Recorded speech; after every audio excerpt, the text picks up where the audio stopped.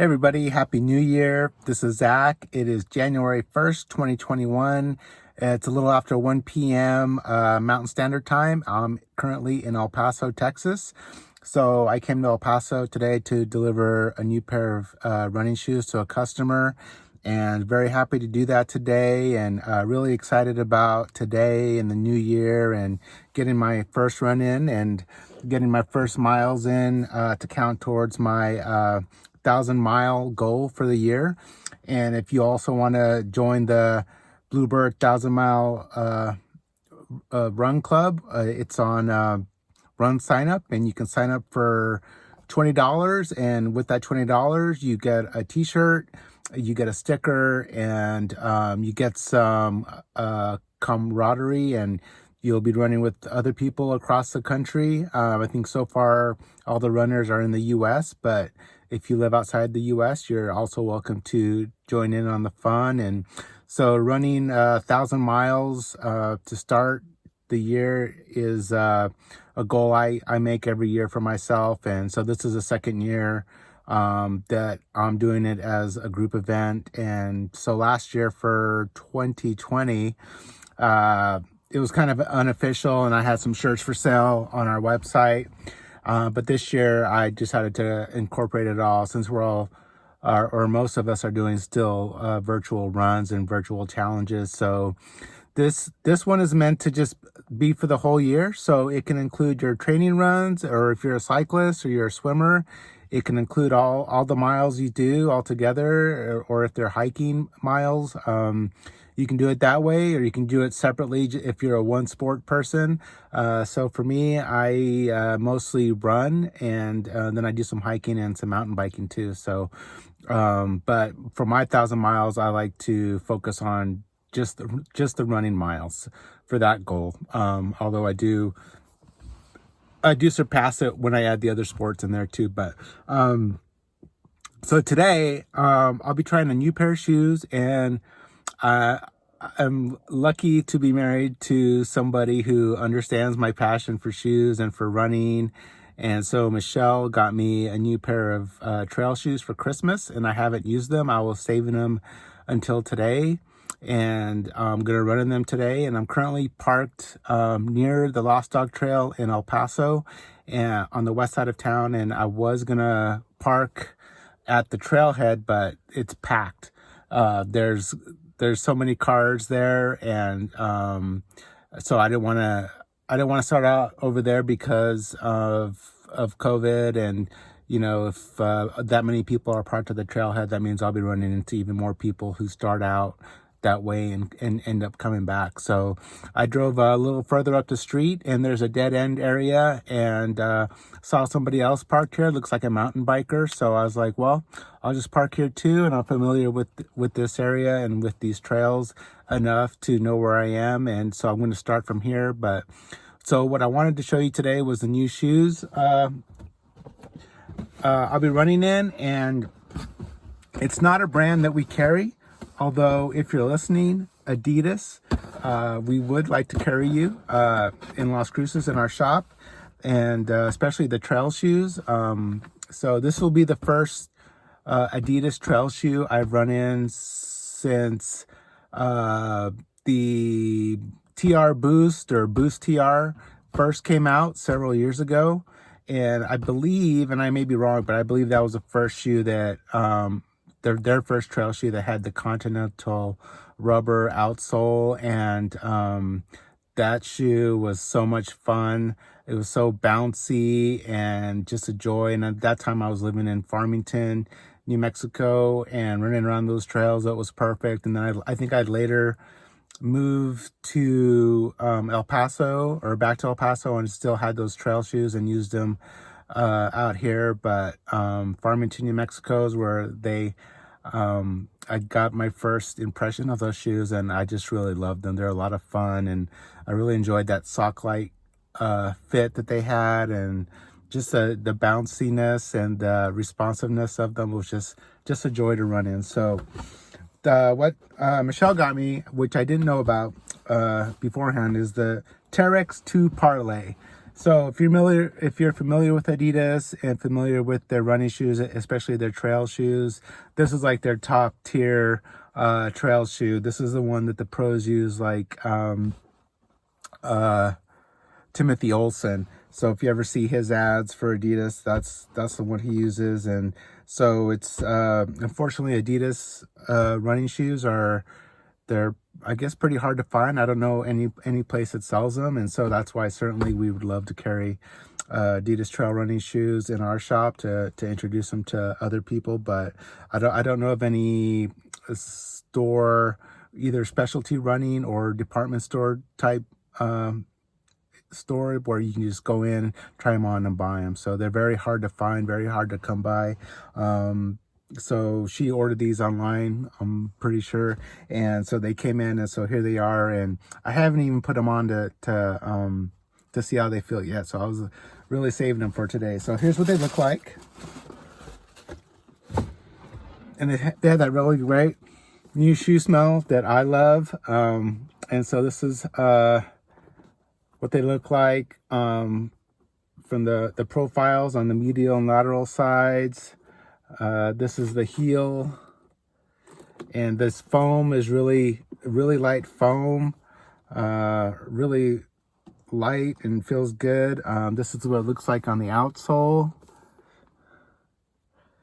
and again they still have the Continental rubber on the outsole. And those first Adidas trail shoes that I wore several years ago, it was see on here there's some spots where it doesn't have the outsole, but on the TR Boost or Boost TR it had a little less Continental rubber, especially in the forefoot. I don't remember the heel, but there were a lot more spots where it was just the regular midsole foam or rubber that it was exposed. But so I don't know all the specs on this. I will say that right here it says 280 on the tongue, and so this shoe has laces, but it's just a one piece. It's just a one piece upper, so there doesn't appear to be any seams outside of what's on the tongue, but as you can see, it's all probably right at the ankle bone or just above. To give you a nice fit, it has a pull tab in the back. Up on the side of the shoe here it says 2430, and so I'm not sure if that's the stack height and offset that's listed there. But really cool looking shoe, and if you've seen this type of pattern, I think they've used it on some of their other shoes, like their road running shoes, this pattern.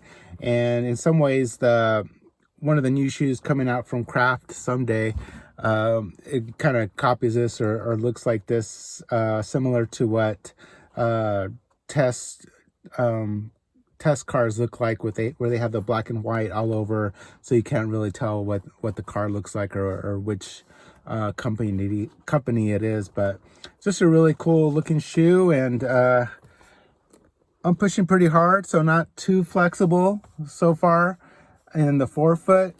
Pretty sturdy from heel to midfoot or past, so that would be where the metatarsals are, so where your toes meet the foot, around there, that area. The knit upper feels really stretchy. It looks really cool and comfortable. So looking forward to giving this a shot. So I'll go for my run, and then I'll be back with my thoughts afterwards. Okay, so stay tuned.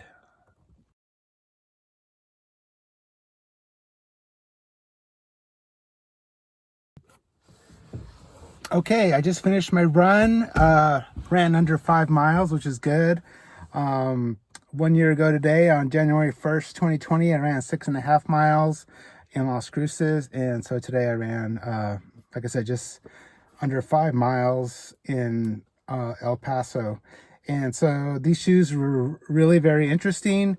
I'm not used to that much stack in my shoe. So I do tend to run more in ultras and zero shoes. So zero drop is what I really like.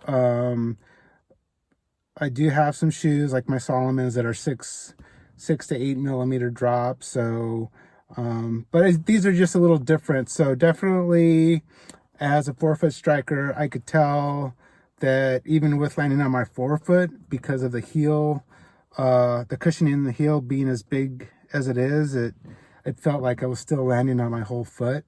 And so with that, I would say it's probably going to be a really good ultra shoe. So whether you're training for an ultra or doing an FKT, or going to run like, a 50 miler or a 100 miler, these would probably be a great shoe for that, as long as it's not technical trail that you're running on. So I did find that I did lose a lot of foot and ankle stability on loose and rocky technical terrain.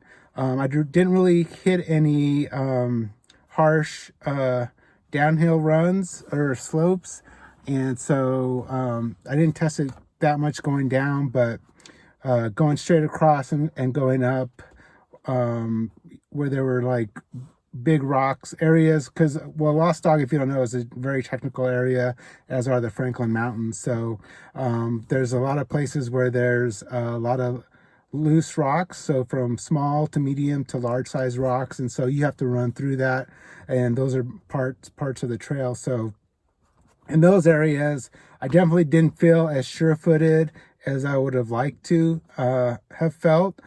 Certainly not as stable as I feel in a pair of zero drop shoes, but when I got onto some soft and open like Jeep roads, or even totally flat hard packed dirt, these did great. They felt really great. I think the harder the surface, the better these are going to feel. So definitely these are a shoe. If you're looking for a hybrid shoe, I think these will do well for you on the trail and on the road. I did run a little bit. I encountered some sidewalk out there and didn't expect that. And I could hear the stickiness from the rubber on the little bit of concrete. And then when I finished my run, I ran on the street where I'm parked. I ran on that a bit, and that was like the first time I really felt some of the responsiveness from the shoe. Otherwise, when I was out on the trail, it felt very light, I guess just very light overall, very comfortable fit for me. It does have a wider toe box than I expected, so really nice and comfortable. So when I put my feet in for the first time, I didn't have to adjust the laces much. And so I just had to adjust, I just tightened like the top one or two parts of the lacing system here. And it is a bootie, it fits over your foot. So me having like a medium to maybe slightly wide foot, it fit almost perfectly for me. So still a little bit loose, but plenty of room, so if you're running an ultra, and as you go throughout the day and throughout your run, and your foot swells and things like that, this would be a great shoe. It didn't feel tight on the upper. This knit is feels secure, but loose enough where I could wiggle my toes inside the shoe. So I would say if you have a thin shoe, you probably, or not a thin shoe, but a thin foot or a slender foot, this shoe probably wouldn't work for you, because you might slide a lot in there, and get some blistering and stuff like that. So, but yeah, definitely the hard pack trails, I'd be looking forward to trying this on some forest trails, which is probably what it's more designed for. And so or even like places like Hard Rock, which I've never been to, but places where, or maybe Moab, where you're going to be running on large slabs of rock. This would probably do really well on those types of places. And pretty good grip underneath, and the outsole, the lugs are not very aggressive. And so I really like that, and I think that's why they do so well on the road also. So I mean, if you're looking for a fun road shoe to train in or even race in, these would be good for you. Definitely good. This is an ultra shoe, ultra racing shoe. Very comfortable, light, nimble, and except on technical trails. But the other thing I would say is that, well, I was thinking about the shoe while I ran, and I was thinking about the image of the shoe, and I really wished that this design on the outsole here, the black and white pattern, like similar to the craft shoe, and Adidas has another shoe where it has like a tiger zebra striping, black and white. I definitely wish that this was on the upper, because although I know this design is there, I really wanted to see that when I looked down at my foot and just see that really cool design out there. So definitely if they were to flip it and put the black and white on top and the upper and put the yellow underneath, that would be really cool to see. Again, I referenced a new craft shoe that's coming out, and they have that black and white design all over, which looks really awesome, and people have been really loving the style of that shoe. But anyway, really good shoe. Don't ask me how much it costs, because Michelle got it for me for Christmas, and I haven't looked up the price, but I think it's probably around 160, 180 for this shoe, and I would say probably going to be well worth the money spent. But this is just my first run, and I got many more miles to go on it, so looking forward to that, and be interested to know if you've been wearing this shoe, what you think of it. And also, if you bought it in a local store wherever you live, what type of store it was. Was it a specialty running store? Was it a bigger box store? Where have you been able to find it in person? So that's it for today. Have a happy new year. Looking forward to great things ahead for you and for me and for all of us. And hope this finds you well. And today is day one of your running in 2021.